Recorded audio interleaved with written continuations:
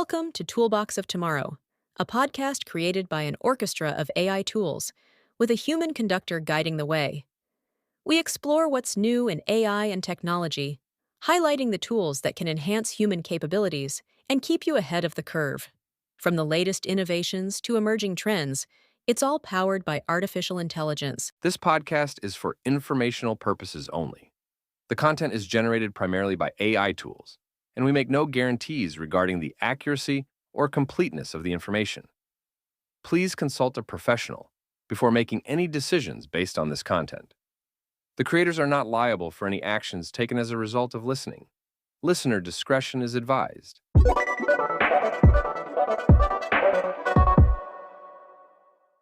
Hey there. You've sent us a really intriguing collection of articles, social media posts, Oh, wow. even some design newsletters, Yeah. all focused on taste. Ah. Talk about being ahead of the curve. Right. Clearly, it's something you're already thinking about, and you're right on time because with AI changing the creative landscape so rapidly, it feels like taste is becoming more important than ever before. Yeah, no, absolutely. And what's fascinating is that for a while, we were all caught up in the whirlwind of the creator economy. Mhm. Everyone suddenly had the tools to be a photographer, a writer, a musician, you name it. Right. But now that AI is making creation even more accessible, the real question is becoming, what makes something meaningful in a world of infinite content? That resonates with me so much. Scott Belsky talks about this shift from the creator economy to the meaning economy. And for someone like you who's clearly interested in taste, I think that's a really crucial distinction. It's no longer enough to just create. You need to curate. Exactly. And curation, in this sense, goes beyond just picking and choosing. It's about applying your values, your experiences, your unique perspective to filter and elevate the things that truly resonate. In a way, it's like Anuit Leroux said on X, in a world of scarcity, we treasure tools. In a world of abundance, we treasure taste. Okay, so how do we actually define taste in this new landscape? Because we've all encountered those who treat good taste as if it's some kind of exclusive club with a velvet rope, but in reality, it's much more nuanced than that. You're right, and to be honest, it's a bit of a moving target. Yeah. I've seen arguments for both innate and learned taste. Some people do seem to have that eye or inclination naturally, but I think it's more about how you nurture that inclination through exposure, experimentation, and critical reflection. That makes sense. If you're curious about fashion, for example, you don't just magically wake up with an encyclopedic knowledge of designers and trends. It's about immersing yourself in that world, experimenting with different styles, and figuring out what speaks to you. And even making mistakes along the way. Remember that provocative statement we saw? Bad taste is better than no taste. Okay. Now, that might sound a bit counterintuitive, but it highlights the importance of developing your own point of view, even if it goes against the grain. I love that. It reminds me of that design workshop Amit Das ran where he forced his team to ruthlessly curate their inspiration boards down to just a handful of images. Sometimes those limitations and forced choices can help you hone in on what you truly value. Absolutely. It's about training your taste muscles, so to speak. And this applies to so much more than just visual aesthetics. Think about music, literature, even the way someone curates their social media presence. It's all a reflection of their taste. So if we're constantly being bombarded with content, how do we even begin to develop our own taste? Where do we start? That's where it gets really interesting. I came across a quote from DeRoe's studio that I think perfectly captures the essence of cultivating taste. They describe it as building a massive internal library, an extensive internal Rolodex of history, context, and a constant studying of the progression of visual language as it concerns fashion, architecture, music, film, then add a layer of sociology, culture, and political constructs. Wow, that's quite the curriculum. But it really emphasizes that developing good taste isn't just about passively consuming whatever's put in front of you. It requires actively engaging with the world, seeking out diverse perspectives, and being open to new experiences. Precisely. It's about stepping outside of your comfort zone, your usual algorithms and feeds, and embracing the unfamiliar. So as we delve deeper into this idea of a taste economy, we have to ask ourselves, what happens when AI starts to play a more prominent role in shaping our tastes? Can an algorithm truly replicate the nuance and depth of human curation? That's a question that I think we'll be grappling with for years to come. As AI becomes more sophisticated, it's not just creating content, it's starting to curate it as well. And that raises a whole host of fascinating and potentially unsettling questions about the future of taste. Absolutely. But before we get too far ahead of ourselves, let's rewind and address the elephant in the room. Can taste even be learned in the first place? Is it something we're born with, or can we develop it over time? Because if it's a former, then this whole conversation about cultivating taste might be a moot point. You've hit on a major point of contention. And honestly, there's no easy answer. Some argue that taste is innate, something you either have or you don't. But I lean towards the idea that while some might have a natural inclination, true taste is honed through experience, exploration, and a willingness to learn. It's like that tweet from Dipoli that really got me thinking. How do you teach taste? You either have it or you don't. But I really want to be wrong about this and desperately need to try again. I think that perfectly captures the tension surrounding this whole topic.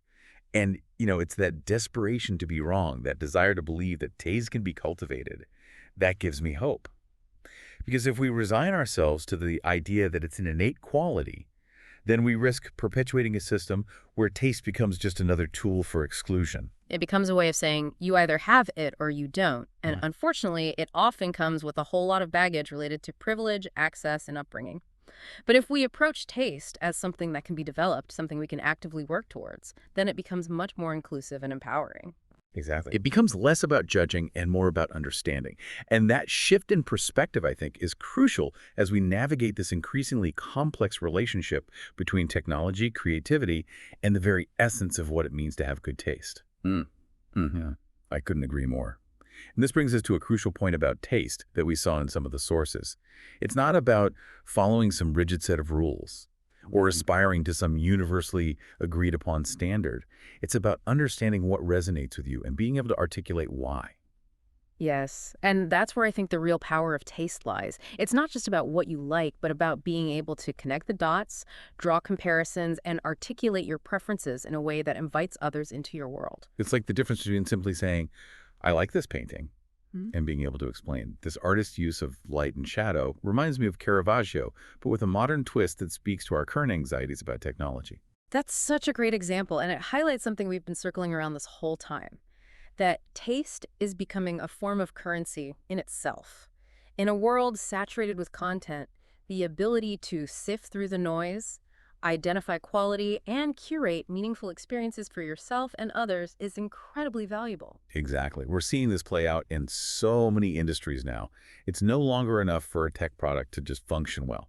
It needs to have a sleek interface, a seamless user experience, and a brand identity that resonates with its target audience. Right. Think about the rise of companies like Arc, the web browser. They're not competing with Google Chrome on features alone.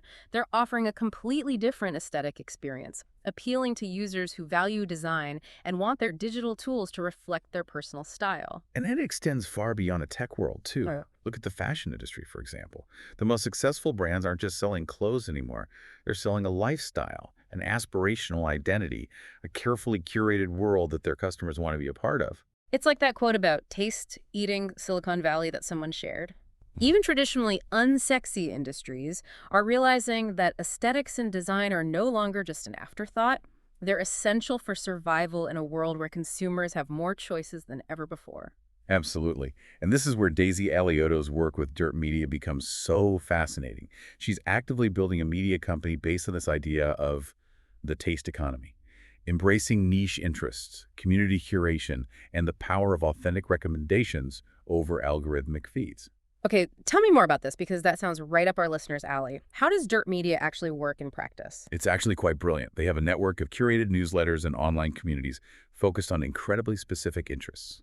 Everything from vintage furniture design to experimental perfumery to urban gardening in small spaces. So they're tapping into those passionate communities that exist online. Well, People who are already deeply invested in their interests and eager to connect with like-minded individuals. exactly. And what makes Dirt Media unique is that the curation isn't dictated by some faithless algorithm or a team of editors trying to predict what's trendy. It's driven by the community itself. People sharing their genuine enthusiasm, recommending their favorite finds, and elevating the voices of those with discerning taste within their respective niches. That's so smart. It plays into that innate human desire for authentic connection and recommendations from people we trust. It's like getting advice from a friend who shares your passion, but on a much larger scale. Precisely. and it offers a refreshing alternative to the increasingly homogenized landscape of mainstream media and algorithmic feeds. In a world where everything can start to look and sound the same, Dirt Media is carving out a space for diverse tastes, niche interests, and the power of human connection through shared passions. I love that. But with all this talk about the power of taste and its growing influence, we have to acknowledge the potential downsides. We saw a few sources touch on this idea of taste becoming a form of elitism or gatekeeping, and that's a valid concern. Absolutely. It's a slippery slope. While we've been talking about taste as this empowering tool for curation and connection, it can easily be misused to create hierarchies and exclude others. Right. It's like that comment thread someone shared where someone argued that taste could be a privilege, accessible only to those with the resources to travel, experience art and culture firsthand, and surround themselves with beautiful things. And there's a certain truth to that, isn't there? There is, and it highlights the importance of approaching this conversation with a critical eye and a healthy dose of self-awareness. If we're not careful, cultivating good taste can easily devolve into a way of signaling our supposed superiority over others, and that ultimately defeats the purpose. Yes. And it leads to that bland, homogenized landscape we were talking about earlier, where everyone's chasing after the same narrow definition of good taste, and anything that falls outside of that gets dismissed or ridiculed. It's like that fear of committing a faux pas in fashion that keeps people from experimenting with their personal style and expressing their individuality. Yeah, exactly. And that's why it's crucial to remember that taste is subjective and ever-evolving. What might be considered good taste in one context or community might not translate to another. And that's okay. In fact, it's what makes the world so interesting. So how to walk that line? How do we champion and cultivate taste without slipping into that trap of elitism or gatekeeping? Especially for someone like you, our listener, who is clearly interested in developing their own sense of taste. What advice would you give? That's the million-dollar question. I think it starts with being mindful of the power dynamics at play. Yeah. Like who are we listening to? Whose voices are being amplified? And are we using taste as a way to build bridges or create barriers? That's such a great point. It's like that whole debate around highbrow versus lowbrow culture. Those labels can be so limiting and dismissive. Who gets to decide what's considered worthy of our time and attention? Exactly. And often, those decisions are rooted in outdated notions of class, education, and social standing. The truth is, there's beauty and value to be found in all sorts of unexpected places, whether it's a perfectly crafted pop song, a street art mural, or a piece of vintage clothing with a story to tell. It's about being open to those unexpected sources of inspiration, right? And not being afraid to embrace something just because it doesn't fit into a predetermined box of what's considered cool or sophisticated. Precisely. And I think that's where the real magic of taste comes in. It's about following your curiosity, trusting your instincts, and allowing yourself to be surprised and delighted by the world around you. It reminds me of that quote we came across, that taste seems more scarce these days and increasingly differentiating in the age of AI, where so much of skills-based productivity is offloaded to compute. It seems like in a world where AI can generate technically perfect but often soulless content, it's the human element of taste, that unique blend of experience, emotion, and critical judgment that will become even more valuable. Absolutely. And that's what I think we need to hold on to. The beauty of human taste is that it's constantly evolving, always open to new influences. It's a reflection of who we are, where we've been, and what we value. And that's something an algorithm can't replicate, at least not yet. Exactly. So to bring it back to our listener, if you're feeling overwhelmed by the sheer volume of content out there or unsure of how to develop your own sense of taste, remember this. It's a journey, not a destination. I love that. It's about being curious, trying new things, and trusting your gut. And most importantly, don't be afraid to let your taste evolve over time. What might resonate with you today might not be what speaks to you 5 years from now, and that's okay. Couldn't agree more. It's about embracing the fluidity of taste, the joy of discovery, and the connections we forge through shared passions.